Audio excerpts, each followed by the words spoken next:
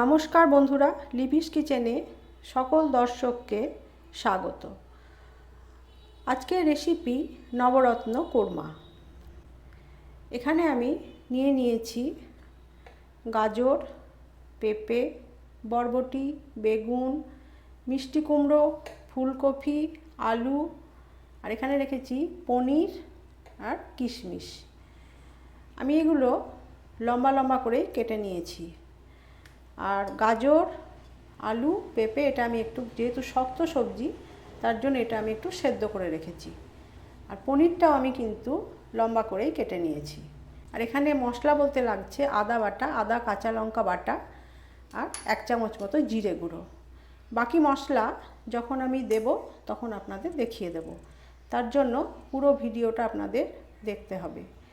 এই নবরত্ন কোরমা সম্পূর্ণ নিরামিষ একটি রান্না, ভীষণ সুস্বাদু খেতে। এটা ঠাকুরের ভোগ হিসাবেও ঠাকুরকে নিবেদন করা হয়।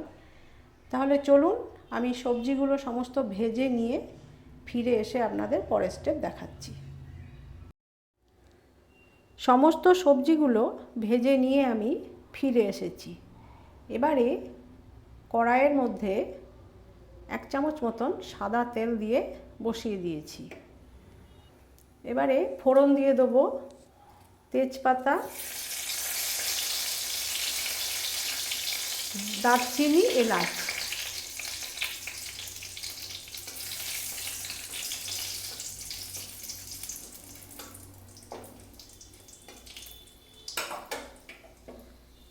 ফোড়নটা হয়ে গেছে। এবারে আমি এখানে দিয়ে দেব আদা বাটা,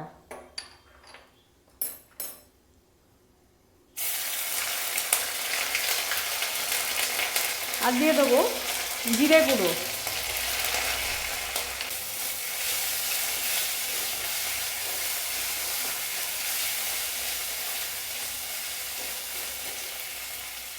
মশলাটার মধ্যে সামান্য একটু জল দিয়ে দেবো।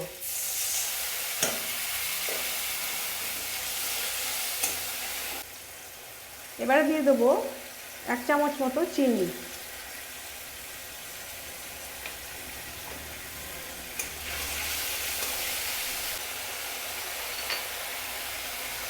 এবার এখানে 8 থেকে 10টা কাজু বাদাম বেটে নিয়েছি, আর এখানে বড় চামচের 1.5 চামচ পোস্ত বেটে নিয়েছি। এটা এবার আমি জলে গুলে মশলার সাথে মিশিয়ে দেব।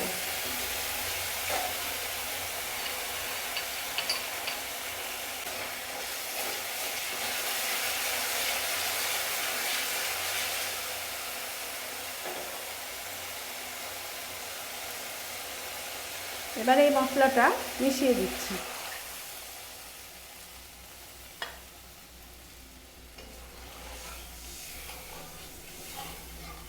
যেহেতু এখানে বাদাম বাটা দেওয়া আছে তার জন্য কিন্তু সমানে নাড়াচাড়া করতে হবে, তা না হলে তলায় ধরে যাবে।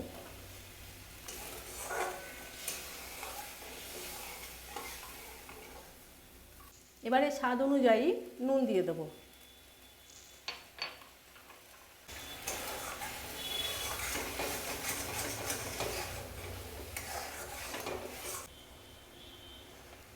এবারে সমস্ত সবজিগুলো একে একে মিশিয়ে দেব।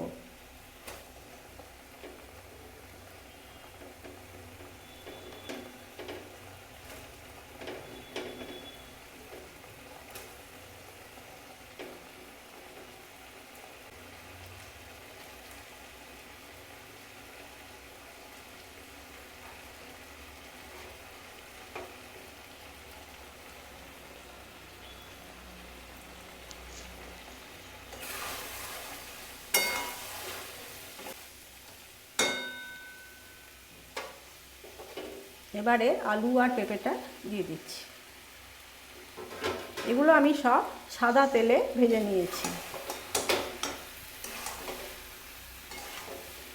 এই রান্নাটা একটু সাদা সাদা হয়।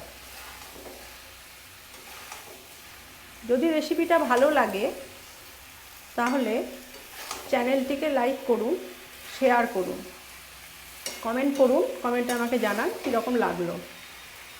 সাবস্ক্রাইব করে পাশে থাকা বেল আইকনটি প্রেস করে রাখুন, তাহলে যখনই আমি নতুন কোনো ভিডিও আপলোড করব তার নোটিফিকেশান আপনার কাছে খুব সহজেই পৌঁছে যাবে।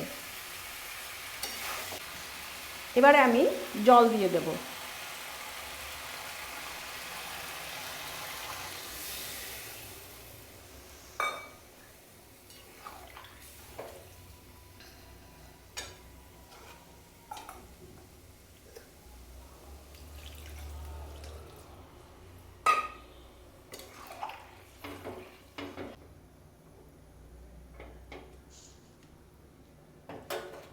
পাঁচ মিনিট রান্না হওয়ার পরে আমি ফিরে এসে পরের স্টেপ দেখাচ্ছি।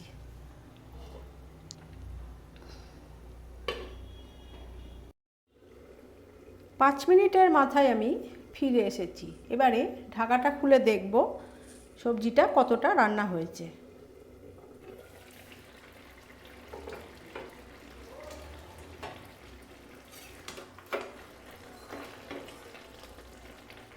আমি মাঝে মধ্যেই ঢাকা খুলে নেড়ে দিয়েছি, কারণ এখানে প্রথমেই বলেছি বাদাম বাটা দেওয়া আছে, তলায় লেগে যেতে পারে। এবারে আমি দিয়ে দেব এই যে পনিরটা ভেজে রেখেছিলাম, পনির আর এই কিশমিশটা এর সাথে মিশিয়ে দেব।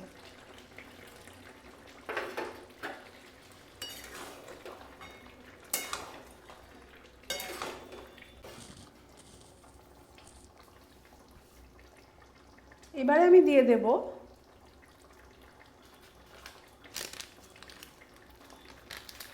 সানরাইজের গুঁড়ো গরম মশলা, 1 চামচ মতন গুঁড়ো গরম মশলা আমি ছড়িয়ে দেবো।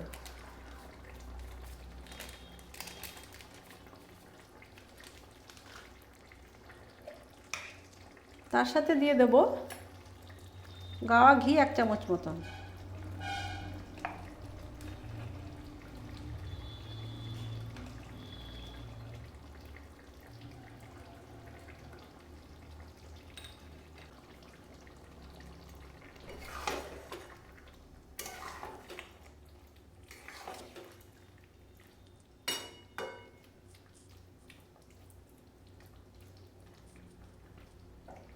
এবারে আমি গ্যাসটা বন্ধ করে দেব।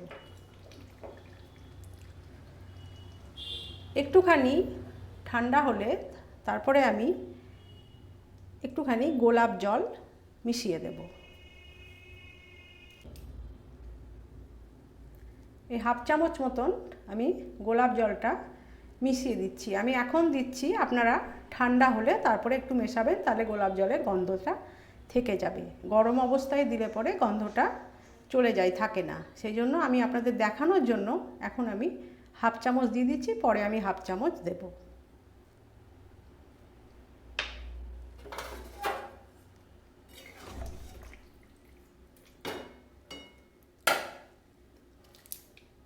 এই গোলাপ জল দিয়ে দিলাম।